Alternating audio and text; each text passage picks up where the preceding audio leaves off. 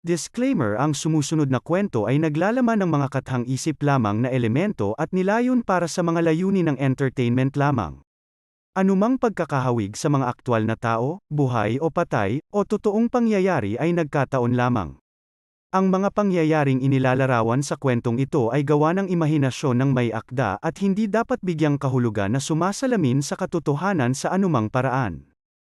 Sa maliit at liblib na nayon ng Black Hollow, isang nakakatakot na kwento ang kumalat tungkol kay Elara, isang babaeng pinaniniwala ang mangkukulam. Ang nayon ay puno ng pamahiin, at ang mga bulong tungkol sa kanyang madilim na sining ay lumakas sa paglipas ng mga taon. Sinabi ng mga taga-nayon na kaya niyang gumawa ng mga spells at sumpain ang mga tumawid sa kanyang landas. Isang mabagyong gabi, ang matanda sa nayon, desperado na alisin sa bayan ang pinaniniwalaan niyang isang masamang puwersa, ay nagpasya na harapin si Elara. Kasama ang isang grupo ng natatakot, ngunit determinadong mga taga-nayon, nagmarcha siya patungo sa kanyang nakahiwalay na kubo, sa kailaliman ng kakahuyan. Umihip ang hangin, at bumuhos ang ulan nang makarating sila sa kanyang tahanan. Si Elara, na inaasahan ng kanilang pagdating, ay tahimik na nakatayo sa kanyang pintuan. Ang kanyang mga mata ay sumasalamin sa kidlat na kumaluskos sa kalangitan. Hiniling ng matanda na ipagtapat niya ang kanyang mga kasalanan at ibunyag ang pinagmulan ng kanyang kapangyarihan. Elara, alam naming nandoon ka. Lumabas ka at harapin mo kami. Inaasahan kita. Halika sa loob at sasabihin ko sa iyo ang lahat. Sa pagtataka ng lahat, pumayag si Elara na magsalita. Sa loob ng kanyang dimly lighting cottage, ang mga taga-nayon ay nagsisiksikan. Pinapanood si Elara na nakaupo sa tabi ng apoy. Sinimulan niya ang kanyang kwento. Ang kanyang boses ay malambot, ngunit malinaw. Dala ang isang nakapangingilabot na katahimikan na nagpadala ng panginginig sa kanilang mga gulugod. Magsalita ka, bruha. Ipagtapat ang iyong mga kasalanan at sabihin sa amin ang pinagmulan ng iyong madilim na kapangyarihan. Tinatawag mo akong mangkukulam at marahil ako. Ngunit ang aking paglalakbay sa madilim na sining ay hindi ipinanganak ng malisya. Naghanap ako ng kaalaman para protektahan ang aming nayon, para pagalingin ang mga may sakit at tulungan ang mga nangangailangan. Ang mga taga-nayon ay masinsinang nakikinig. Ang kanilang takot ay unti-unting nauuwi sa pagkamausisa. Isang gabi, sa kalaliman ng kagubatan, nakasalubong ko ang isang anino. Nag-alok ito sa akin ng ipinagbabawal na kaalaman at kapangyarihan.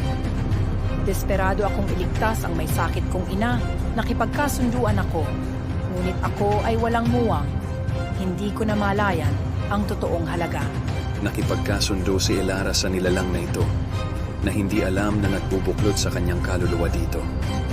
Ang maitim na figura na ngayon ay napagtanto niyang isang demonyo ay nagbigay sa kanya ng kapangyarihang magpagaling, ngunit sa isang kakilakilabot na halaga.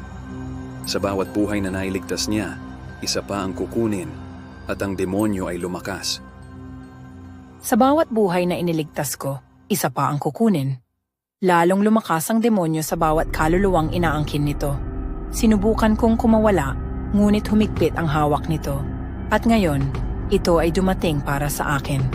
Sinubukan ni Elara na kumawala sa sumpa, ngunit humihigpit ang hawak ng demonyo sa bawat araw na lumilipas. Ang mga taga-baryo na kanyang pinagaling ay hindi alam na ang kanilang bagong tuklas na kalusugan ay kapalit ng buhay ng iba. Habang nagsasalita siya, lumalamig ang hangin at tila papalapit ang mga anino. Nabahiran ng takot ang mukha ni Elara nang ipagtapat niya na ang demonyo ay nangako na darating para sa kanya sa anibersaryo ng kanilang kasunduan. Sa mismong gabing dumating ang mga taga-nayon upang harapin siya. Biglang sumiklab ang apoy sa apuyan na nagdulot ng mahaba at masasamang anino sa buong silid. Napabuntong hininga ang mga taga-nayon nang lumitaw ang isang madilim na figura mula sa mga anino.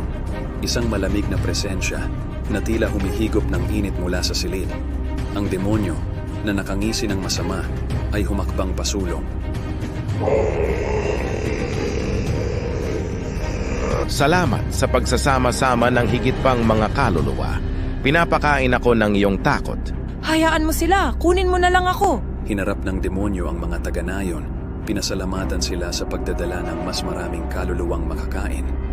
Sa isang huling pagkilos ng pagsuway, sinubukan ni Elara na gumawa ng spell para protektahan ang mga taga-nayon, ngunit napakalakas ng kapangyarihan ng demonyo. Sa isang iglap, dumilim ang silid at nang manumbalik ang katinuan ng mga taga-nayon, wala na si Elara na nag-iwan lamang ng malamig at walang laman na katahimikan. Ang mga taga-nayon ay tumakas sa maliit na bahay, hindi na muling pinag-uusapan ang gabing iyon. Ibinaon nila ang kwento kasama ang mga labi ng mga ari-arian ni Elara, ngunit ang alaala ay nagtagal, isang makamulto na presensya na nagmumulto sa Black Hollow. Ang ilan ay nagsabing nakarinig sila ng mga bulong sa hangin, at ang iba ay nakakita ng mga anino sa kakahuyan, isang paalala ng kakilakilabot na kasunduan na ginawa. At kaya, ang kwento ni Elara, ang mangkukulam ng Black Hollow, ay naging isang alamat, isang babala na kwento ng mga panganib ng paghahanap ng ipinagbabawal na kaalaman at ang presyo na maaaring bayaran ng isa para sa nakikipagsundo sa madilim na nilalang.